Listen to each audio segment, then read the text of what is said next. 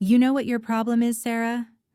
You think throwing money at everything makes you important, but you're still just a worthless burden who can't even keep a man. I stared at my phone screen, my father's voice echoing from the video my uncle had accidentally sent me. The words hit harder than any slap. I was sitting in my small apartment in Burlington, Vermont, surrounded by the evidence of my careful budgeting. Secondhand furniture, generic brand groceries, nothing extravagant. And yet, for the past 4 years, I had been paying my father's mortgage every single month without fail. My name is Sarah, and I'm 30 years old. I work as a logistics coordinator for a mid-sized shipping company, making decent money, but nothing spectacular. I'd always been the responsible one in the family, the one who showed up when things got tough, the one who never asked for anything in return. My father had raised me and my older brother David on his own after my mother passed away when I was 7. He'd worked construction jobs his entire life, and when he retired 5 years ago, his savings were non-existent. The video had come through at 9:00 p.m. on a Tuesday. My Uncle Thomas, my father's younger brother, had meant to send it to someone else in the family. Instead, it landed in my messages with a simple text. Thought you'd want to see this from Sunday dinner.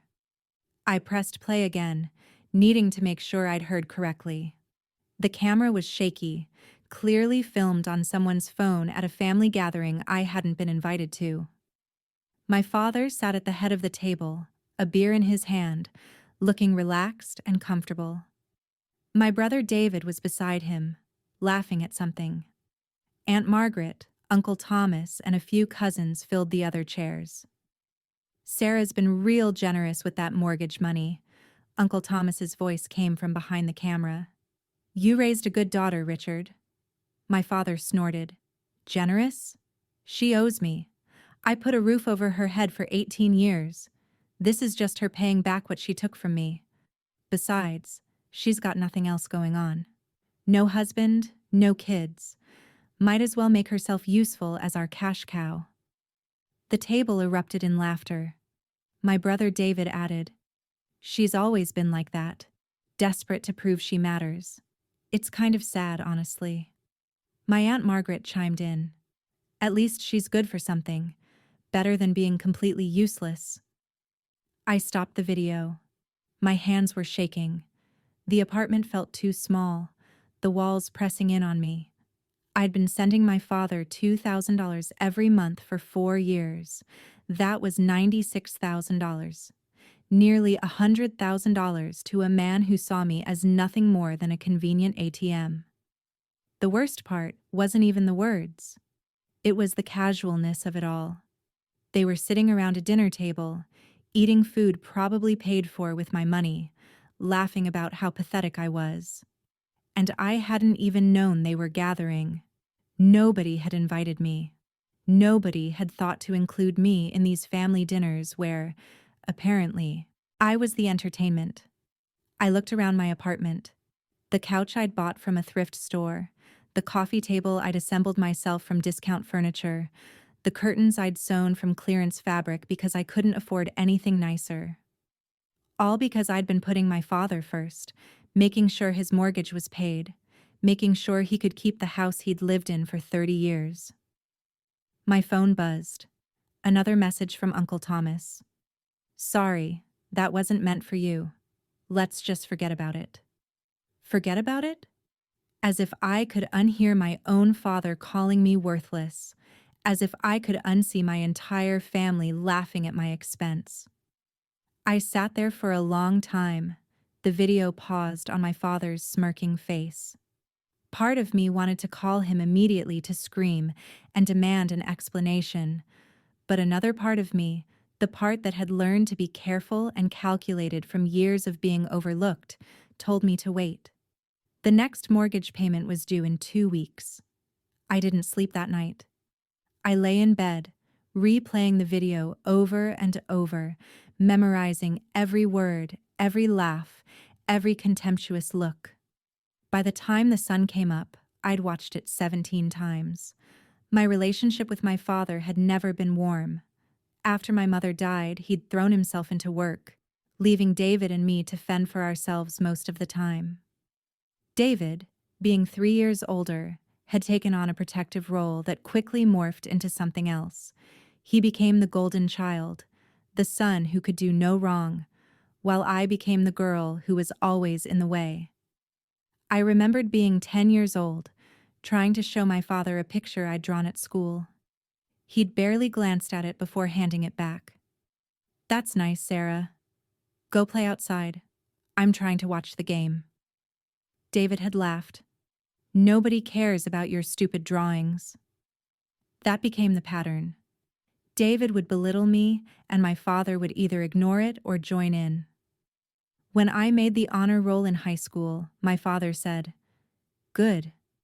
At least you're not completely useless." When David barely graduated, my father threw him a party and bought him a car. I'd left for college on a partial scholarship, working 2 jobs to cover the rest. My father never offered to help. "You're smart," he'd said. "Figure it out." I did figure it out. I graduated with a degree in supply chain management and landed a job that paid reasonably well. I moved to Burlington for work, putting distance between myself and the family that had never quite felt like mine. But I still called every week. I still sent birthday cards. I still showed up for Christmas, even though I often felt invisible. 4 years ago, my father called me. It was unusual. He never called unless he needed something. His voice was gruff, slightly embarrassed. "Sarah, I need to talk to you about something." He explained that his retirement wasn't covering his expenses. The mortgage on his house was eating up most of his monthly income, and he was starting to fall behind. The bank had sent warnings. He might lose the house. "I can't ask David," he'd said. "He's got his own family to worry about. His wife Jessica just had the baby, and money's tight." I'd felt a flutter of something in my chest. Not quite hope, but close to it. He was asking me for help. He needed me. "How much is the mortgage?" I'd asked. $2,000 a month. It was a substantial chunk of my income, but I could manage it. I'd have to cut back on things, live more frugally, but I could do it. "I'll help," I'd said. "I'll send the money every month." There had been a pause then. "Really? You'll do that?" "You're my father. Of course I'll do that." "Well, thanks, Sarah. I appreciate it." That was 4 years ago.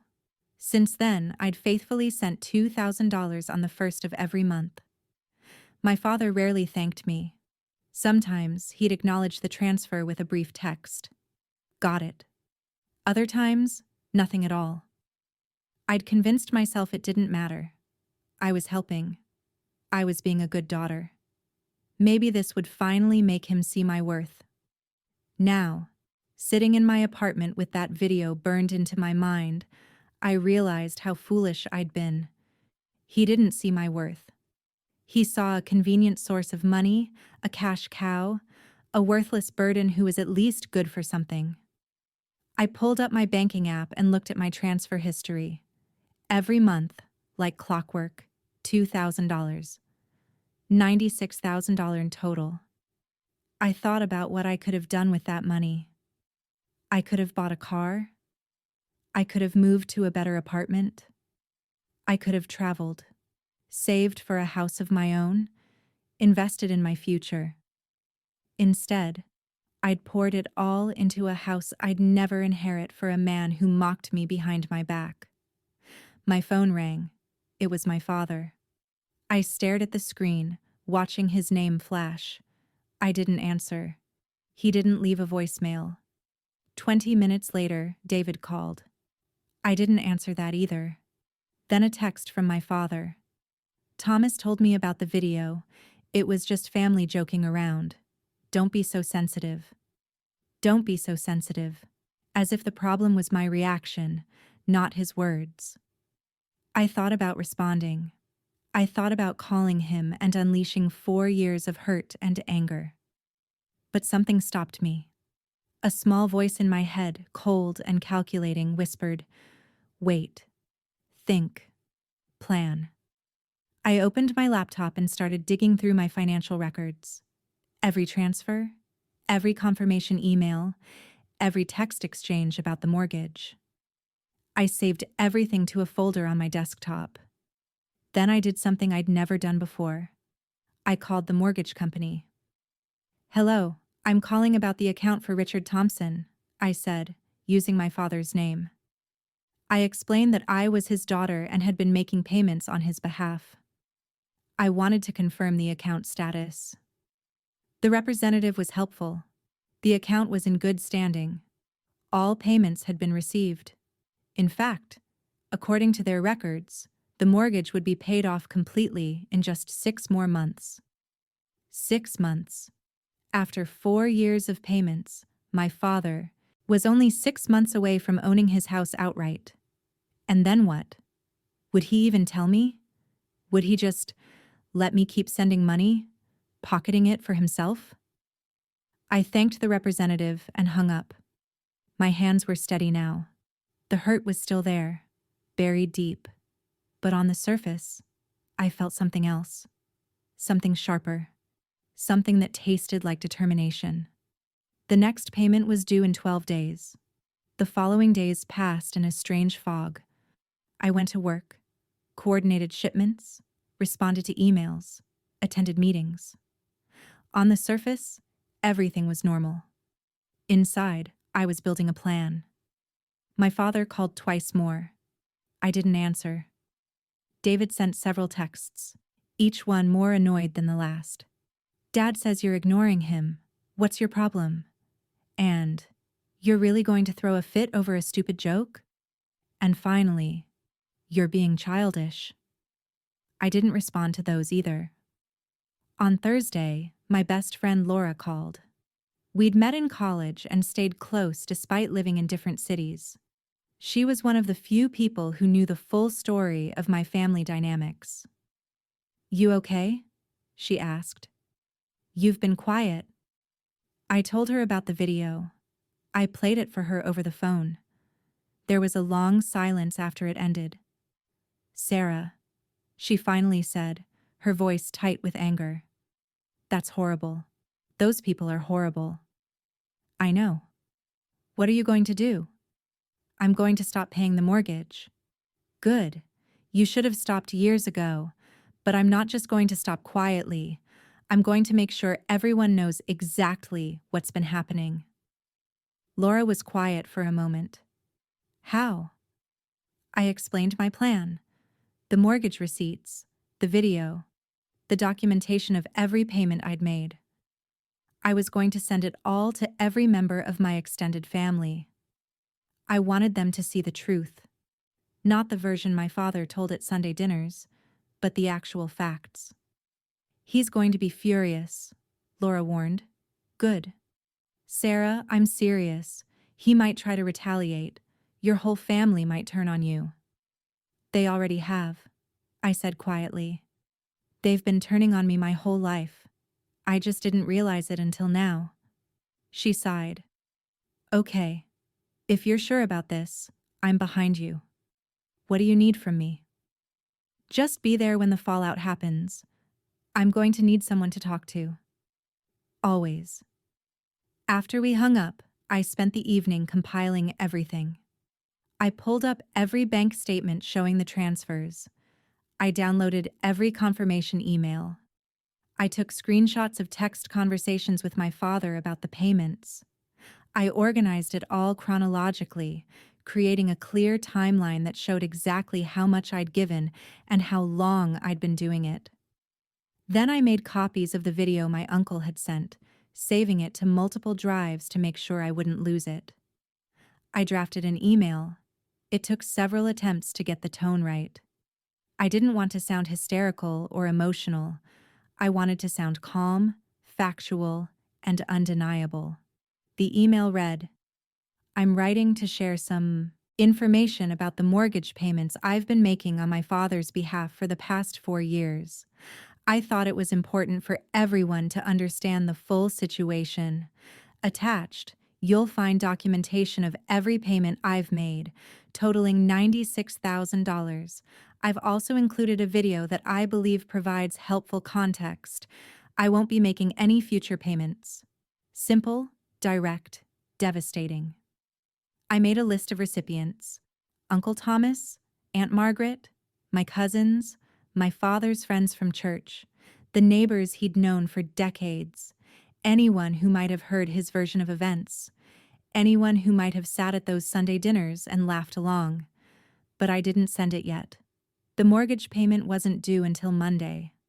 I wanted to wait until the last possible moment, until my father realized the money wasn't coming, until he started to panic. Then, when he called, demanding to know where his payment was, I'd hit send. The weekend was torture. I kept checking my phone, half expecting my father to somehow sense what I was planning, but there was nothing. Radio silence from the entire family. On Sunday evening, I went for a long walk through my neighborhood. Burlington was beautiful in early autumn, the leaves just starting to turn, the air crisp and cool. I thought about my mother, the one person who'd made me feel loved and wanted. She'd been kind, patient, always ready with a hug or a word of encouragement. I wondered what she would think of what I was about to do. I decided she'd understand. She'd spent her life trying to make my father happy, trying to smooth over his rough edges, trying to make him into someone capable of showing affection. It had exhausted her. Maybe, in some way, she'd want me to stop making the same mistake. When I got home, I sat at my kitchen table and opened my laptop. The email was still there, waiting in my drafts folder. All those attachments, all that documentation, ready to go. My phone rang. My father. I answered this time. "About time," he said, his voice gruff. "You've been avoiding my calls all week." "I've been busy." "Too busy for your own father?" I almost laughed at the irony. "What do you need?" "Just checking in, making sure the payment's going through tomorrow. The mortgage is due." There it was. Not, "How are you?" or, "I'm sorry about the video." Just a confirmation that his cash cow was still functioning properly. "Actually," I said slowly, "I wanted to talk to you about that." "What about it?" "I'm not sending the payment this month." Silence. Then, "What?" "I'm not sending the payment. I'm done." "Done? What the hell does that mean?" "It means exactly what it sounds like. I've been paying your mortgage for 4 years, $96,000, and I'm not doing it anymore." His voice turned sharp. "Sarah, this isn't funny.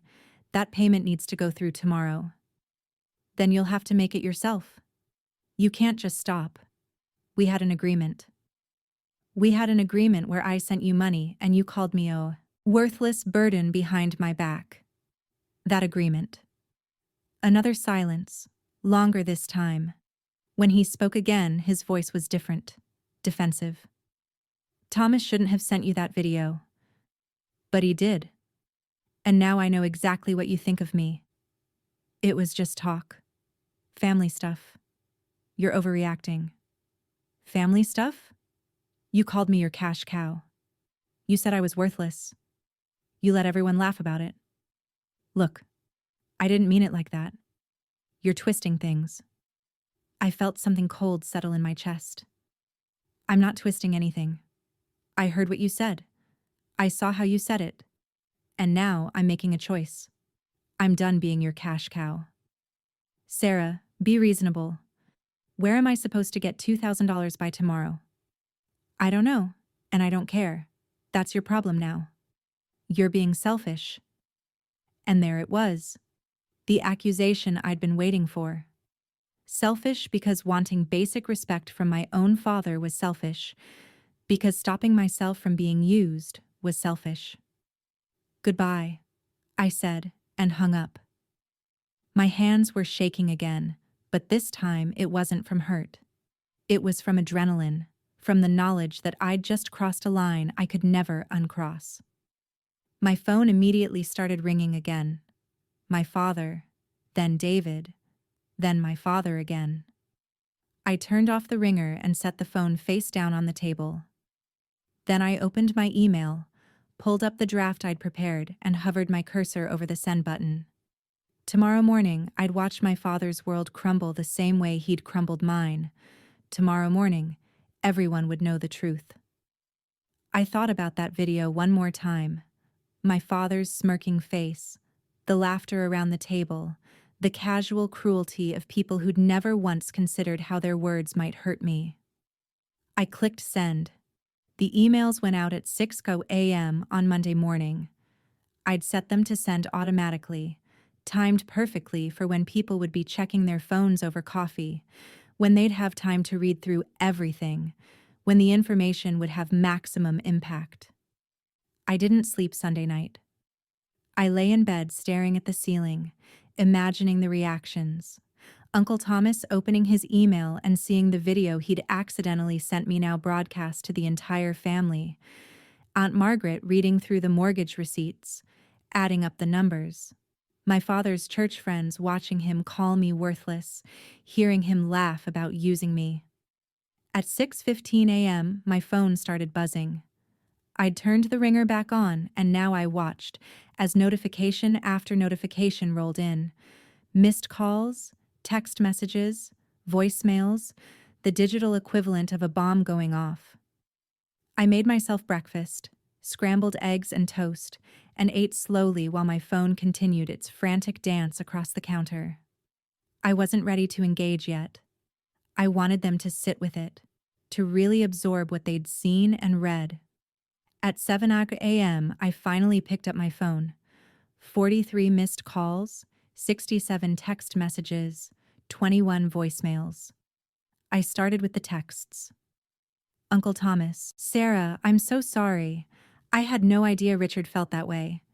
Please call me. Aunt Margaret, this is humiliating for everyone. Why would you air private family business like this? David, what the hell is wrong with you? You're destroying this family over a stupid joke. My father, multiple messages, each one angrier than the last. How dare you? You vindictive little... After everything I did for you, you're dead to me. But then, there were other messages, ones I hadn't expected. My cousin Rachel. I had no idea you were paying his mortgage. I'm so sorry, Sarah. What he said about you was disgusting. My father's neighbor, Mrs. Thompson. I always thought you were such a sweet girl. Your father never mentioned any of this. I'm appalled by what I saw in that video. Someone from my father's church. Richard has been accepting donations from the congregation for years, claiming he was struggling financially. Were you paying his bills this whole time? That last message made me pause. Donations from the church while I was sending him $2,000 a month? I opened the voicemails. My father's voice filled my apartment raw with rage. You think you can humiliate me like this? You think you can turn everyone against me? You're nothing, Sarah. You've always been nothing. Your mother would be ashamed of you. I deleted it and moved to the next one. David, equally furious. You've always been jealous of what Dad and I have. This is just you trying to ruin everything because you can't stand that you're alone and miserable. Grow up. But then Uncle Thomas's voice, quieter, almost broken. Sarah, I owe you an apology. I should have said something that night. I should have stood up for you. What Richard said was wrong, and I was wrong to laugh. I'm sorry. I sat with that for a moment. An actual apology. It didn't fix anything, but it was something. I decided to check social media. That was a mistake.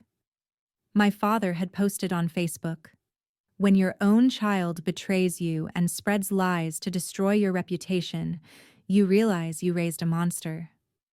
I gave Sarah everything, and this is how she repays me. Praying for guidance. The comments were split. Half were supportive of him, people who didn't know the full story, saying things like, "Family should stick together," and Kids these days have no respect. But the other half had clearly received my email. Richard, I saw the video. Those weren't lies. You called your daughter a cash cow while she was paying your bills. How is that her being the monster? I can't believe you accepted money from the church while your daughter was supporting you. David had posted too.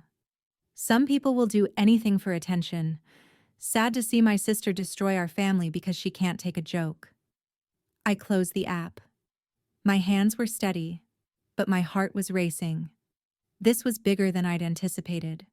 The ripple effect was spreading faster and wider than I'd imagined. My work phone rang. My boss, Melissa.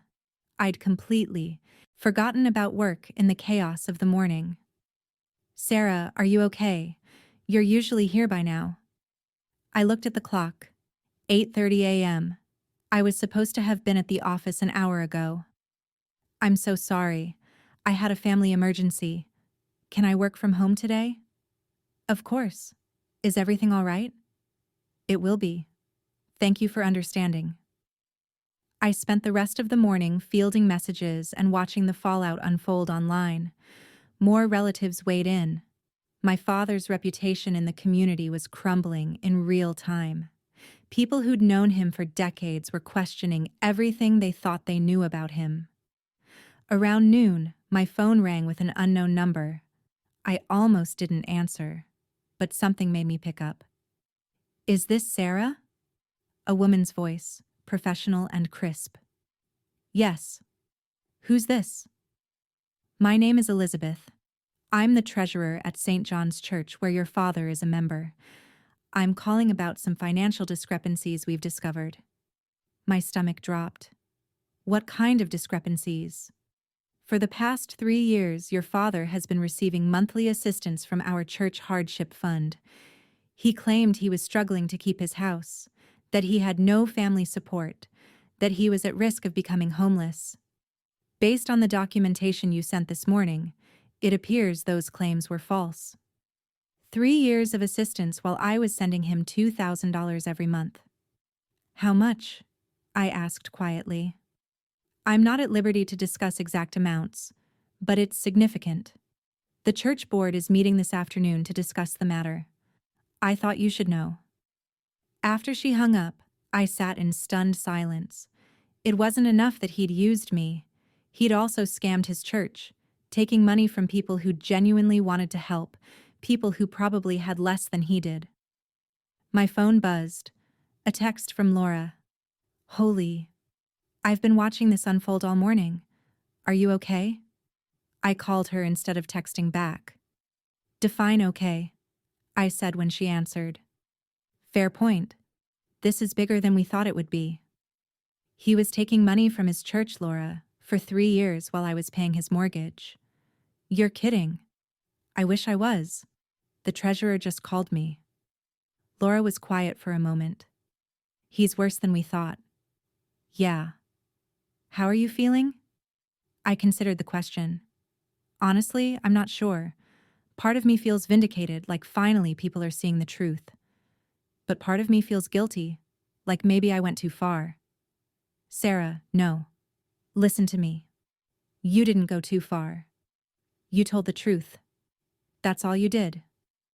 Everything that's happening now, that's the consequence of his actions, not yours. She was right. But it didn't make it easier to watch. By evening, the situation had escalated further. My father's Facebook post had been shared dozens of times, but so had screenshots of the receipts I'd sent. People were arguing in the comments, some defending him, others calling him out. The church had apparently made an announcement during their evening service about the misappropriation of funds, though they hadn't named my father directly, but everyone knew. David called me 17 times. I didn't answer any of them. At 9 p.m., there was a knock on my door. I looked through the peephole and saw David standing there, his face red with anger. I didn't open the door. Sarah, I know you're in there, he shouted. Open the door, we need to talk. Go away, David. You can't hide forever. You've ruined everything. Dad might lose the house because of you. He might lose the house because he can't pay his own mortgage, I called back. That's not my problem. You selfish, after everything Dad did for us? What did he do, David? Tell me, what exactly did he do besides provide the bare minimum while making me feel worthless? There was silence. Then, you don't understand. You never understood. Dad was doing his best after Mom died. His best included calling me a burden. His best included using me for money while laughing about it with the family. It was just talk. Then why are you so upset that everyone heard it? More silence. Then the sound of him kicking my door. This isn't over, Sarah. I waited until I heard his footsteps retreat down the hallway before I let myself breathe. My hands were shaking again. I'd never heard David so angry, never heard him so unhinged. I called building security and reported the incident. They assured me they'd keep an eye out, that David would be asked to leave if he returned. That night, I couldn't sleep again. I kept replaying the day, the messages, the voicemails, David at my door. I'd wanted to expose the truth, and I had, but the truth had teeth, and now everyone was bleeding. The next morning brought a new development I hadn't anticipated. My phone rang at 7 a.m. with another unknown number. This time, it was a lawyer. Miss Thompson, my name is William Carter. I represent your father, Richard Thompson. He's asked me to contact you regarding the defamatory materials you distributed yesterday. I sat up in bed, suddenly wide awake. Defamatory materials? The video and financial documents you sent to numerous individuals. Your father believes this constitutes harassment and defamation of character. He's prepared to pursue legal action unless you issue a public retraction and apology. I almost laughed. Everything I sent was true. I have documentation for every payment. The video came from my uncle, my father's own words. Regardless of the source, you had no right to distribute private family matters to such a wide audience. You've caused significant damage to your father's reputation and emotional well-being. His reputation? My voice rose despite my efforts to stay calm. What about my emotional well-being? What about the damage he caused by using me for years while mocking me behind my back? The lawyer's tone remained professional, detached. I understand you're upset, but that doesn't give you the right to engage in what amounts to a harassment campaign.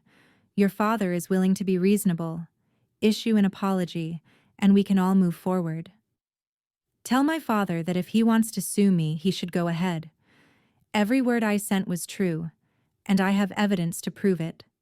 I'm not apologizing for telling the truth. Miss Thompson, we're done here. I hung up. My heart was pounding. A lawsuit. He was actually threatening to sue me because I'd exposed his behavior. The audacity of it was almost impressive. I immediately called Laura. He got a lawyer, I said as soon as she answered. What? Already? I explained the conversation. Laura was quiet for a moment, then said, Okay, don't panic. He's bluffing. He has to be. If this goes to court, everything becomes public record. The church fraud, the mortgage payments, all of it. He's trying to scare you into backing down. It's working. Sarah, listen to me. You need your own lawyer just to be safe. Do you want me to ask around? Yeah, thanks. After we hung up, I got ready for work, moving mechanically through my morning routine. I'd taken yesterday off, but I couldn't hide forever. I had responsibilities, projects that needed attention.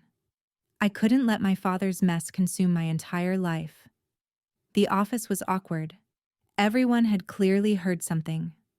Burlington wasn't that big, and office gossip traveled fast. My coworker Melissa approached me at lunch with a sympathetic expression. Hey, I just wanted to say if you need anything, I'm here. I saw some of what's been going on online. Thanks, I said, not sure what else to say. For what it's worth, I think you were brave. My dad was similar, always taking, never giving. I wish I'd had the courage to stand up to him. Her words surprised me. I'd always thought of Melissa as someone with a perfect family, someone who wouldn't understand. Thank you. That means a lot. The rest of the day passed in a blur of work and anxious checking of my phone. More messages had come in, some supportive, some angry. My Aunt Margaret had sent a long email accusing me of destroying the family, of being vindictive and cruel. "Your father made a mistake," she wrote, "but you've blown this completely out of proportion. Family forgives family. That's what love means." I deleted it without responding. At 4 p.m., I got another call from the church treasurer, Elizabeth. "Sarah, I wanted to update you on our situation. The board met last night, and we've decided to pursue repayment from your father for the funds he received under false pretenses. We're also filing a formal complaint with our denominational headquarters." "I see. I want you to know that this isn't your fault. You simply brought the truth to light. What your father did, lying to receive aid he didn't need, that's on him. Thank you for saying that. There's something else. Several church members have expressed interest in starting a fund to repay you for the mortgage payments you made. They feel terrible that you were supporting your father while he was also taking from the church." I was stunned. "That's very kind, but I don't expect—" "It's not about expectation. It's about making things right. We'll be in touch." After she hung up, I sat at my desk, overwhelmed. People I'd never met were trying to help me. Strangers were seeing my worth more clearly than my own family ever had. That evening, I met with the lawyer Laura had recommended. Her name was Amanda, and she was in her 50s with sharp eyes and a no-nonsense demeanor. "I've reviewed the materials you sent me," she said, spreading documents across her desk. "Your father doesn't have a case. Everything you distributed was factual and documented. Truth is an absolute defense against defamation claims. So I don't have to worry about being sued? Oh, he might try, but he won't win. In fact, if he does file suit, we can countersue for frivolous litigation. More importantly, we can subpoena records from his church to document the fraud he committed there. Would that help my case? It would help establish a pattern of financial manipulation and dishonesty. It would also likely result in criminal charges against him for charity fraud." I absorbed this. Criminal charges. My father could actually face legal consequences beyond just embarrassment. "What do you want to do?" Amanda asked. "I want to be prepared. I don't want to sue him. I just want him to leave me alone. But if he comes after me, I want to be ready." "Fair enough. I'll prepare a response to his lawyer, making it clear that we're prepared to defend vigorously and countersue if necessary. That should make him think twice." As I left her office, I felt a strange sense of clarity. I'd been reacting, responding to attacks, defending myself, but now I was taking control. I was setting boundaries and making it clear that I wouldn't be pushed around anymore. My phone rang. "Uncle Thomas." I answered. "Hello, Sarah. It's me. Do you have a minute?" "I guess." "I need to tell you something. I've been thinking about that night, about the dinner and the video. I keep replaying it in my head, and I'm ashamed. Not just of Richard, but of myself. I should have said something. I should have stood up for you." "Why didn't you?" He sighed heavily. "Honestly, because it's easier to go along with Richard than to challenge him. He's always been the dominant one in the family, and disagreeing with him means becoming a target. But that's a coward's excuse. You deserved better." "Yes, I did. I called because I want you to know that I've talked to Margaret and some of the others. Not everyone agrees with what Richard did. Some of us are starting to realize how badly you've been treated over the years." "Starting to realize? It took a video and $96,000 in receipts for you to realize?" You're right. I'm sorry. I know that doesn't fix anything, but I want you to know that I'm here if you need support, and I'm prepared to testify on your behalf if this goes to court. I softened slightly. Thank you. That means something. After we hung up, I realized how exhausted I was. It had been less than 48 hours since I'd sent those emails, and my entire world had been turned inside out. But beneath the exhaustion was something else, a growing sense of power. I'd been afraid of my father's anger my whole life, afraid of disappointing him, afraid of losing whatever scraps of approval he might throw my way. But now, with nothing left to lose, I felt free. That night, I did something I hadn't done in years. I looked through old photo albums, pictures from my childhood before my mother died. There I was at 6 years old, grinning with missing front teeth. There was my mother, her arms around me, her smile warm and real. There was a picture of my father, younger and less bitter, holding me on his shoulders at a park. When had it changed? When had he stopped seeing me as a person and started seeing me as a burden? Maybe it didn't matter. Maybe the why wasn't as important as the what. What he'd done, what he'd said, what I was doing now. I closed the album and went to bed, finally feeling like I might actually sleep. Wednesday morning brought the news I'd been both expecting and dreading. David showed up at my workplace. I was in the middle of a logistics meeting when Melissa knocked on the conference room door. Sarah, I'm sorry to interrupt, but there's someone here to see you. He says he's your brother. My stomach dropped. Tell him I'm busy. I tried. He's refusing to leave. He's getting kind of loud in the lobby. I excused myself from the meeting and went to the front office. David was there, his face flushed, his posture aggressive. 2 security guards were standing nearby, clearly ready to intervene if necessary. David, you need to leave, I said, keeping my voice level and professional. Not until we talk. You've done enough damage. It's time to fix this. There's nothing to fix. I told the truth. That's all. The truth? His voice rose. You humiliated our father. You destroyed his reputation. The church kicked him out, Sarah. Do you understand that? They asked him to stop attending services. He's been going to that church for 20 years. That's a consequence of his actions, not mine. He's talking about suicide. Are you happy now? Is this what you wanted? The words hit me like a physical blow. Suicide. I felt the color drain from my face.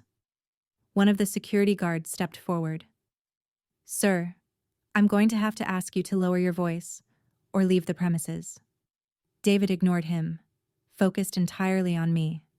He called me last night, crying, said he had nothing left to live for. That's on you, Sarah. If something happens to him, it's your fault. I found my voice, though it shook. David, if Dad is genuinely suicidal, he needs professional help. That's not something I can fix. And it's not something you should be using as a weapon against me. Everything was fine until you decided to play victim. Everything was not fine. I was paying for a house I'd never inherit while he called me worthless behind my back. That's not fine. The security guard moved closer. Sir, final warning. Leave now, or we'll call the police. David pointed at me, his hands shaking. You're going to regret this. When this family falls apart, when Dad loses everything, remember that you did this. You're the one who destroyed everything. He turned and stormed out. I stood there trembling, trying to process what had just happened. My co-workers had witnessed the entire scene. My boss appeared from her office, concern written across her face. Sarah, are you all right? Do you want to go home for the day? No, I said, surprised by the firmness in my own voice. No, I'm fine. I'd like to get back to work. But I wasn't fine. David's words about suicide echoed in my head for the rest of the day. Was my father really at risk of hurting himself? Or was this another manipulation, another attempt to make me feel guilty and back down? I called Amanda, my lawyer, during lunch. "He's escalating," I told her after explaining what had happened. "My brother showed up at my work, made a scene, told me my father is suicidal." "That's concerning. Have you considered getting a restraining order against your brother? Would that help? It would establish a legal boundary. If he violates it, there are consequences. It might also demonstrate to your father and his lawyer that you're serious about protecting yourself." "Okay, let's do it. I'll start the paperwork. In the meantime, document everything. Keep records of every contact, every threat, every attempt at manipulation." After work, I drove home feeling drained. My apartment had always been my sanctuary, but now it felt vulnerable. David knew where I lived. My father knew where I lived. Anyone in my family could show up at any time. I was considering looking for a new place when my phone rang. It was a number I didn't recognize, but something made me answer. "Sarah?" A woman's voice, older, vaguely familiar. "Yes?" "This is Susan Reynolds. I was your mother's best friend." I remembered her vaguely. She'd been around when I was very young, had visited often before my mother died. "Hi, Susan. I hope you don't mind me calling. I got your number from your Uncle Thomas. I've been following what's been happening and I needed to reach out to you." "Oh, your mother would be so proud of you." The words surprised me. "What?" "She'd be proud that you stood up for yourself, that you refused to be treated the way Richard treated her." I sat down heavily on my couch. "What do you mean?" Susan sighed. "Your mother was a wonderful woman, but Richard made her life difficult. He was controlling, dismissive, always making her feel small. She stayed because of you kids, because she believed family should stick together no matter what. But it broke her. The stress of living with someone who constantly belittled her. It wore her down. I didn't know. You were young. She tried to protect you from it. But Sarah, I want you to know something. A few weeks before she died, she told me that if anything ever happened to her, I should watch out for you. She was worried Richard would treat you the way he treated her. She said you were so much like her. Kind, giving, always trying to please people who'd never be pleased." Tears were streaming down my face. "She said that?" "She did. And she made me promise that if you ever needed help, I'd be there. I'm sorry I haven't been. I should have stayed in touch, should have checked on you. But I'm here now. And I want you to know that what you did, exposing the truth, that took courage. Your mother never had that courage, and it cost her. But you do." We talked for another hour. Susan told me stories about my mother I'd never heard, filled in gaps in my memory, helped me understand the woman I'd lost so young. By the time we hung up, I felt both sadder and stronger. Sad for my mother, for what she'd endured. Strong in the knowledge that I was breaking a cycle, refusing to be another woman ground down by my father's cruelty. That night, I received an email from the church. They'd completed their investigation and determined that my father had fraudulently obtained approximately $48,000 over 3 years. They were demanding full repayment and had referred the matter to local authorities for potential criminal prosecution. $48,000. Added to the $96,000 I'd paid, that meant my father had received almost $150,000 while claiming to be destitute. I forwarded the email to Amanda, to Uncle Thomas, to everyone who'd received my original message. If David wanted to accuse me of destroying the family, fine. But everyone should know exactly what they were defending. The responses came quickly. More support from relatives I barely knew, more condemnation from those loyal to my father. The family was fracturing along fault lines I hadn't known existed. but one message stood out. It was from my cousin Rachel, Margaret's daughter. Sarah, can we meet? There's something I need to tell you about your dad. Something that happened years ago that you should know. I stared at the message. Something that happened years ago. What could possibly be left to uncover? I typed back. When and where? Her response was immediate. Tomorrow, coffee shop on Main Street, 10 a.m. I agreed, then sat back and wondered what fresh hell I was about to discover. My father's behavior had been bad enough. What else could there be? As I got ready for bed, my phone buzzed one more time, a text from an unknown number. You've made a big mistake. This isn't over. I stared at the message, feeling a chill run down my spine. Was it from my father? David? Someone else? I forwarded it to Amanda and to the police, adding it to the growing file of harassment. Then I turned off my phone and lay in the darkness, listening to every sound, wondering when the next blow would come and from what direction. Sleep didn't come easy, but when it finally did, I dreamed of my mother. She was standing in a field of flowers, smiling, her arms open. Come on, she was saying. You're almost through. Just a little further. I woke up crying, but for the first time in days, they weren't entirely tears of grief. There was relief there too. Relief that I'd finally found the courage to stop being my father's victim. Whatever came next, I'd face it standing up. I arrived at the coffee shop 15 minutes early, too anxious to wait at home. I ordered a latte I didn't really want and sat at a corner table where I could see the door. My mind raced with possibilities about what Rachel might tell me.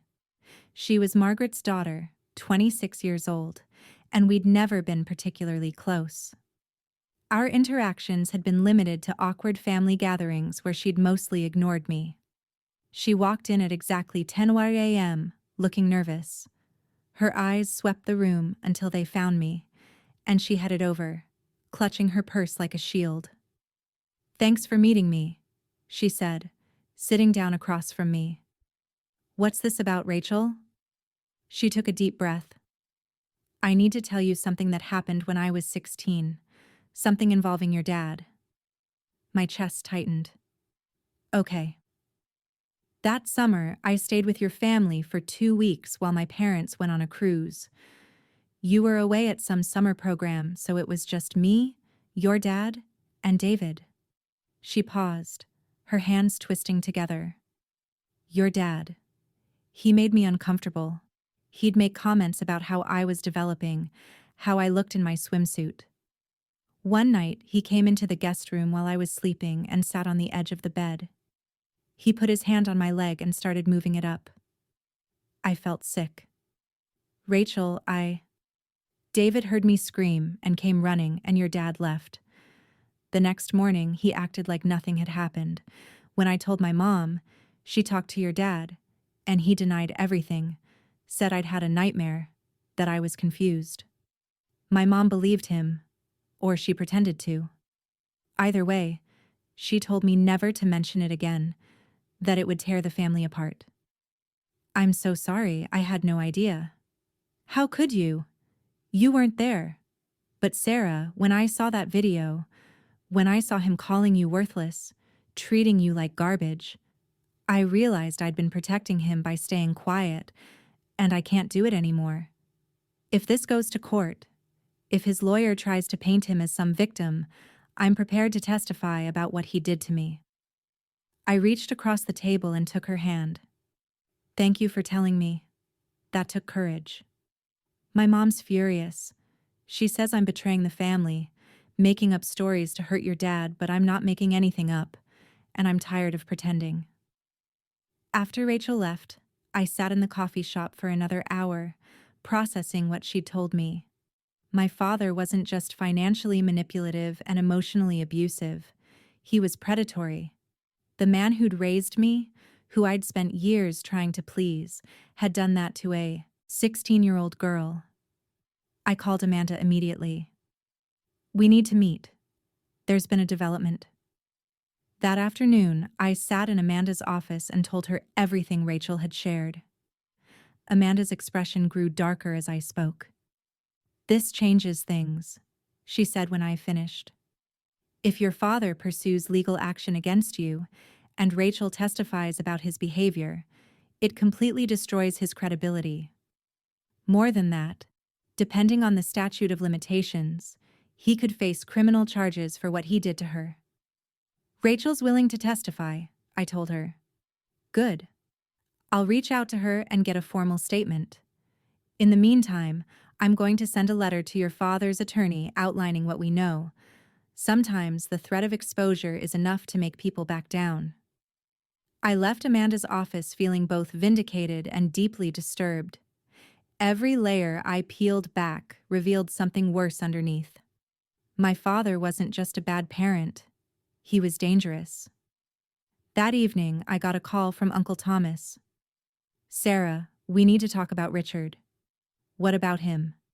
"He's in bad shape. He's been drinking heavily, not leaving the house. I went to check on him today, and the place is a disaster.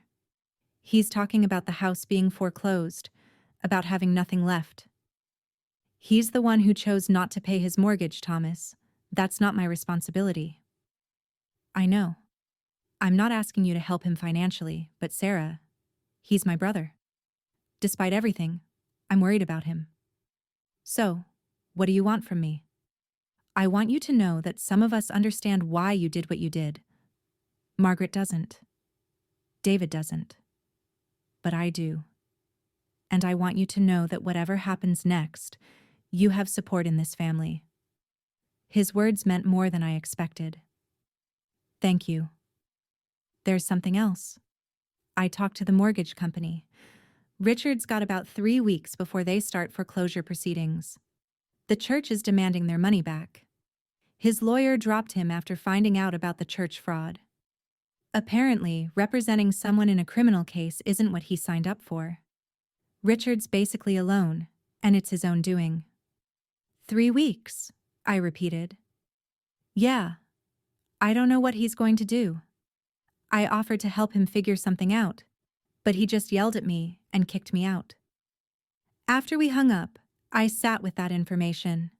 3 weeks until my father lost the house he'd lived in for 30 years, the house my mother had loved, where she'd planted flowers in the garden and hung pictures on the walls, the house I'd been paying for while my father mocked me. Part of me felt guilty, but a larger part felt nothing at all. He'd made his choices. Now he'd live with them. The next morning, I received a certified letter. It was from my father, handwritten, the penmanship shaky. "Sarah, I'm writing to ask for your forgiveness. I know I've hurt you. I know what I said was wrong. I'm begging you to show mercy. Help me save the house. I promise things will be different. I'll make it up to you. Please, I'm your father." I read it twice, looking for genuine remorse, for any acknowledgement of the years of pain he'd caused. But all I saw was desperation and manipulation. He wasn't sorry for what he'd done. He was sorry he'd gotten caught. I wrote back, keeping it simple. "I forgive you for my own peace of mind, not because you deserve it. But forgiveness doesn't mean reconciliation, and it doesn't mean I'll rescue you from the consequences of your actions. You called me worthless. You used me. You committed fraud. Those are your choices, and these are your consequences. Goodbye." I mailed it that afternoon and felt a weight lift from my shoulders.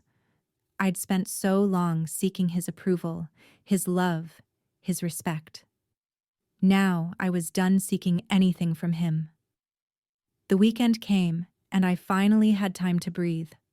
Laura drove up from Montpellier to spend Saturday with me. We went hiking in Smuggler's Notch State Park, the trails still damp from recent rain, the air crisp and clean. "How are you really doing?" she asked as we walked. "Honestly, I feel free. Exhausted, but free." "No regrets about exposing him?" "No. About all the years I wasted trying to earn his love?" maybe. You can't regret being a good person, Sarah. That's who you are. It's not your fault your dad couldn't appreciate it. We hiked in comfortable silence for a while, and I realized she was right. I'd done nothing wrong by being kind, by trying to help. The fault lay entirely with the people who'd taken advantage of that kindness. Monday morning brought the confrontation I'd been anticipating.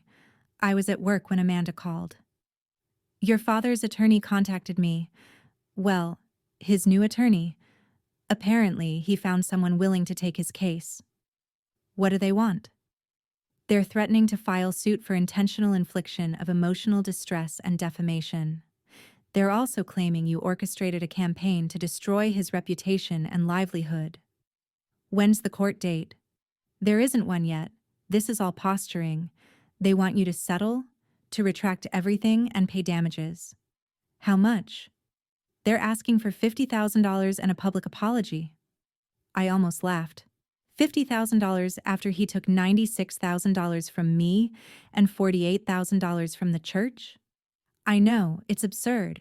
I've prepared our response. We're not settling. If they want to take this to court, we'll countersue for the mortgage payments you made, plus interest and emotional damages. We'll also subpoena Rachel and anyone else who's willing to testify about his behavior. By the time we're done, he'll wish he'd never filed. Do it. You're sure? This could get messy. I'm sure. I'm done being afraid of him. Amanda sent the response that afternoon. The next day, I got a voicemail from my father. His voice was slurred, clearly drunk. You think you're so smart, don't you? You think you've won? You haven't. You're going to regret this, Sarah. You're going to see what happens when you turn your back on family. Everything you've done, it's going to come back on you. You hear me? Everything. I saved the voicemail and forwarded it to Amanda and to the police. It went into the file with everything else. The threatening text, David's workplace outburst, the harassment that had been building since I'd sent those emails. That week, the local news picked up the story. Someone had tipped them off about the church fraud case, and they ran a piece about it. They didn't name my father directly, but they mentioned a longtime church member who defrauded the hardship fund while receiving financial support from his daughter. It didn't take much for people to connect the dots. My father's Facebook page exploded. People who'd defended him before were now turning against him. Former friends commented with their own stories of times he'd borrowed money and never paid it back. Times he'd made inappropriate comments. Times he'd shown his true character. The picture that emerged was of a man who'd been manipulating people for decades. David tried to control the narrative, posting his own version of events. My sister is vindictive and cruel. She's twisting facts to destroy our father because she's bitter about her own failures. Don't believe her lies. But it was too late. The truth was out, documented and undeniable.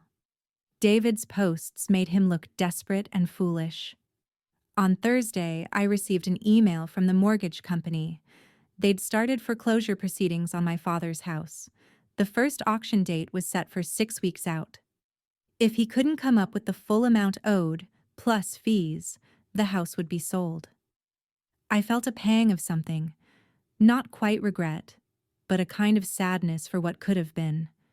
That house had been my mother's. She'd loved it, and now it would be gone, another casualty of my father's choices. That evening, Aunt Margaret called. I almost didn't answer, but curiosity got the better of me. Sarah, her voice was cold. I need to talk to you about what you've done to this family. What I've done? I told the truth. You've destroyed your father's life. He's losing his house because of you. He's losing his house because he can't pay his mortgage. I'm not responsible for that. You were paying it and you stopped. Yes. After I found out he was calling me worthless while using my money. After I found out he was also stealing from his church. After I learned what he did to Rachel. Margaret was quiet for a moment. Rachel is lying about that. Is she? Or are you just refusing to believe your brother could do something so horrible? Richard would never. He did, Margaret. And you knew.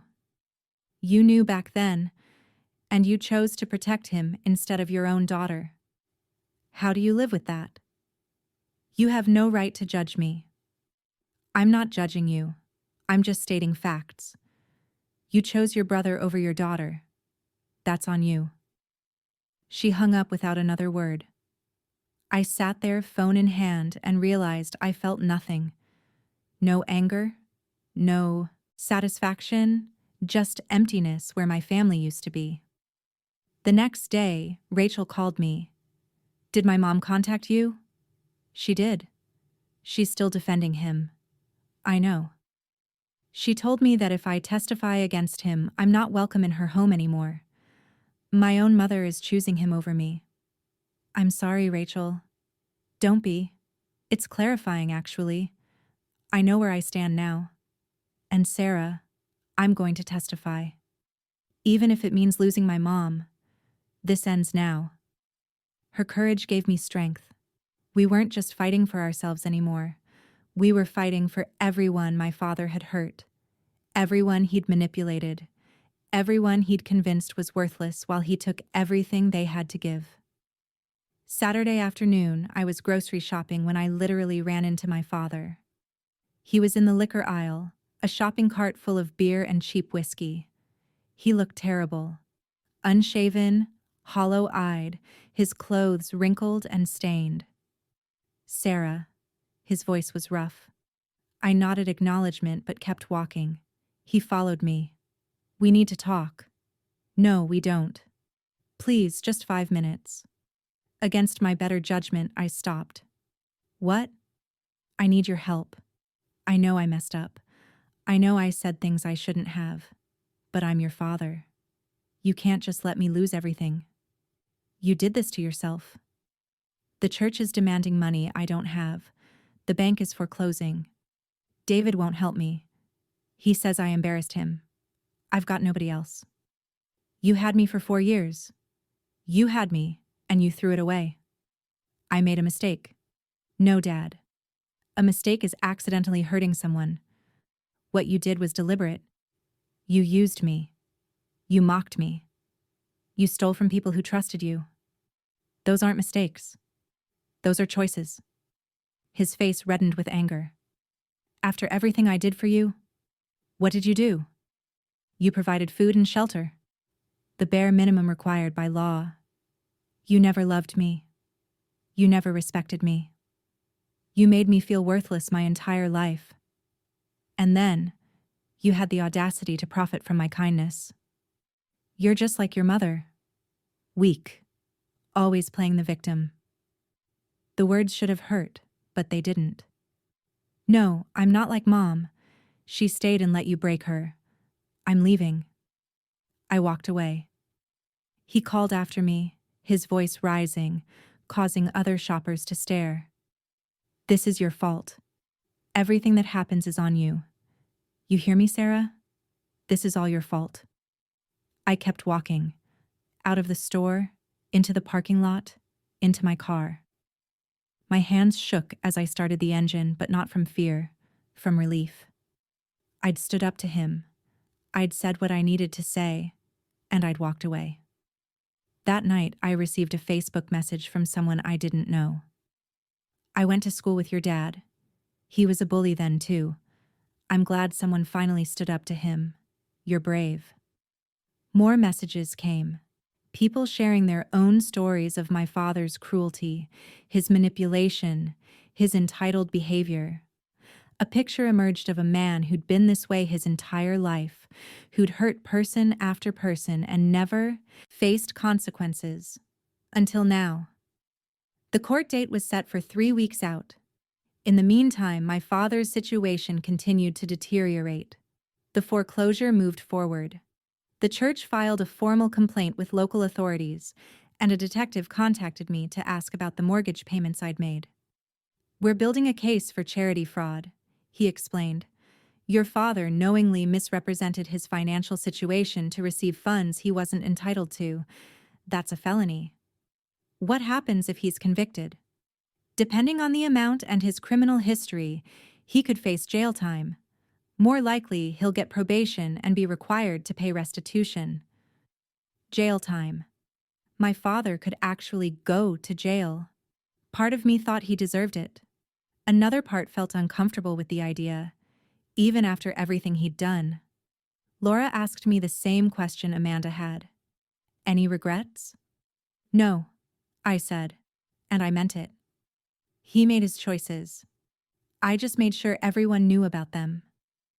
The week before the court date, I received a letter from David. It was long, rambling, full of accusations and pleas. He claimed I destroyed the family, that I was vindictive and cruel, that I should be ashamed. But at the end, there was a line that caught my attention. Dad's not going to make it through this. I hope you can live with that. I called him, something I hadn't done since this all started. What did you mean by that? I asked when he answered, about Dad not making it through this. Exactly what I said. He's drinking himself to death. He's talking about ending it. This is what you wanted, isn't it? David, if Dad is genuinely suicidal, he needs professional help. But I'm not responsible for his choices. You pushed him to this. No, I pushed back against abuse. There's a difference. And you know what? You were part of it. You sat at that table and laughed when Dad called me worthless. You've spent our entire lives putting me down to make yourself feel better. So don't call me and act like you're worried about Dad when really you're just angry that your free ride is ending. Free ride? What are you talking about? Did you think I didn't know? Dad told me years ago that he helped you with your down payment, that he's been supplementing your income. Where do you think that money came from, David? While I was paying his mortgage, he was giving you my money. Silence. You didn't know? I said, understanding. He never told you. That's not... I didn't ask him to. It doesn't matter.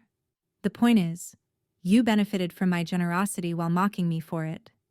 You're just as guilty as he is. I hung up before he could respond. The court date arrived. I dressed carefully, professionally.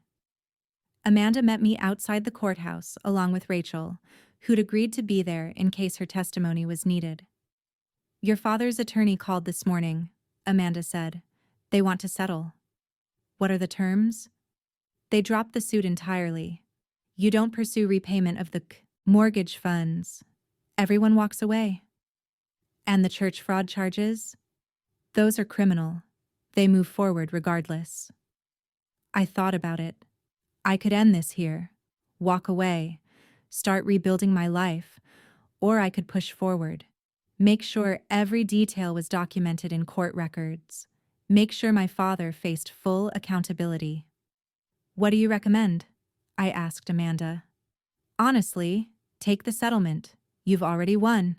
He's losing his house, facing criminal charges, and his reputation is destroyed. Pursuing this further just costs you time and money. I looked at Rachel. What do you think? I think you should do what's right for you, she said. But Sarah, you've already exposed him. You've already made sure people know the truth. Maybe it's time to let the legal system handle the rest. I nodded slowly. Okay, tell them we accept. The hearing was brief. Both sides acknowledged the settlement. The judge dismissed the case. My father sat at the defense table looking smaller than I'd ever seen him. He didn't look at me once. Outside the courthouse, reporters were waiting. The story had gotten enough local attention that they wanted comments. Amanda had prepared me for this. Miss Thompson, how do you feel about the outcome today? A reporter asked, shoving a microphone in my face. I'm relieved it's over. I never wanted to sue my father or drag this through court. I just wanted to tell the truth about what happened. That's all I've ever wanted. Your father is facing criminal charges for charity fraud. Do you think the church's case is justified? I think the church has every right to pursue repayment for funds obtained fraudulently. I also think anyone who claims to need help should actually need help. What message do you have for others in similar situations? I paused, thinking. I'd say that family isn't just about blood, it's about respect, love, and support. And if you're not receiving those things, it's okay to walk away.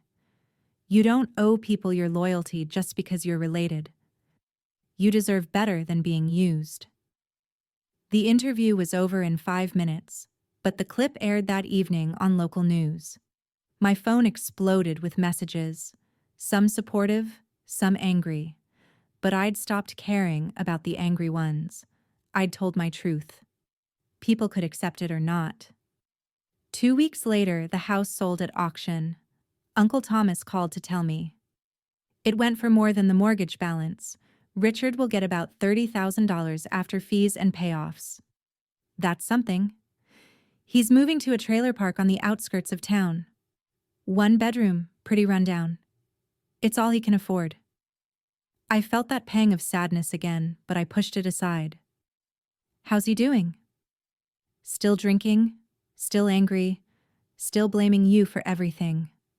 I don't think that's going to change. Probably not. The church case moved forward. My father eventually pleaded guilty to a reduced charge and was sentenced to 2 years probation and full restitution of the $48,000. He'd be paying that back for years, probably the rest of his life. David stopped contacting me entirely. Margaret sent one final email. I hope you're happy. You've destroyed this family. I deleted it without responding, but other relationships strengthened. Rachel and I became close, bonding over our shared experiences. Uncle Thomas checked in regularly, clearly trying to make up for years of silence. Even some of my father's former friends reached out to apologize for believing his version of events. 3 months after everything exploded, I was offered a promotion at work. Better pay, more responsibilities, a corner office with a view. I accepted immediately. Laura drove up to celebrate with me. We went to a nice restaurant, ordered wine, and allowed ourselves to enjoy the moment. To new beginnings, she toasted. To new beginnings. As we ate, I reflected on everything that had happened. The pain, the betrayal, the exposure, the fallout. It had been brutal. But I'd survived. More than survived. I'd emerged stronger, clearer about who I was and what I deserved. 6 months later, I ran into my father one last time. I was at the grocery store again, and there he was, looking older and more worn. He saw me but didn't approach. Instead, he turned and walked away quickly, his shoulders hunched, his gaze down. I watched him go and felt nothing. No anger, no satisfaction, no sadness, just nothing. He'd become a stranger to me, someone I used to know. That evening, I pulled out the box of photos I'd looked through months before, the pictures of my mother, of the family we used to be. I spent a long time looking at them, saying goodbye to the past I'd carried for so long. Then I put the box away and pulled out my laptop. I'd been thinking about starting a blog, sharing my story, maybe helping others who were dealing with toxic family dynamics. I opened a blank document and started typing. My name is Sarah, and I'm here to tell you that it's okay to walk away from people who hurt you, even if they're family. My father never recovered from the scandal. His reputation in the community was permanently destroyed. The people he'd once called friends stopped speaking to him. His church, where he'd attended for 20 years, banned him from services. He spent his probation working minimum wage jobs to pay back the restitution, living in a deteriorating trailer, drinking away what little money he had left. David, furious about losing his financial support from our father, eventually cut contact with him too. The golden son had finally seen the truth about the man he'd defended. My father died alone 3 years later. Liver failure, the result of years of heavy drinking. I didn't attend the funeral. I'd already said my goodbye. As for me, I built a life that was wholly my own. I moved to a better apartment with mountain views. I traveled to places I'd only dreamed about. I invested in myself. Therapy, hobbies, friendships that were reciprocal and healthy. Started that blog, and it grew beyond anything I'd imagined, connecting me with thousands of people who'd experienced similar family trauma. Looking back on my revenge journey, I don't feel guilt or regret. I feel freedom. Sometimes the bravest thing you can do is stop letting people diminish you. Sometimes the kindest thing you can do for yourself is walk away from those who will never see your worth. I told the truth, and the truth set me free.